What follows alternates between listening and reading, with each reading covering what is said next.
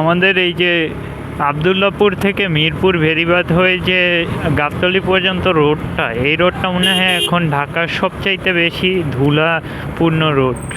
এই রোডে আপনি যখনই যাবেন, সেটা নেই সকাল দুপুর কিংবা রাত, সব সময় দেখবেন কুয়াশার মতো ধোঁয়ায় আচ্ছন্ন হয়ে আছে।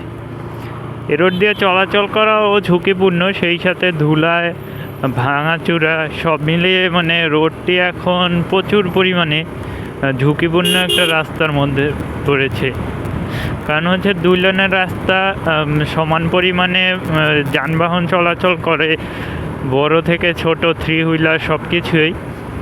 তারপর কিছু কিছু জায়গায় হচ্ছে বালু উত্তোলনের জন্য বিভিন্ন জায়গায় হুটহাট করে বড় ট্রাকগুলি কিংবা হচ্ছে বুলডোজারগুলো ঢুকে যায়, যেখানে রিস্কি তো বটেই, সেই সাথে আবার দেখা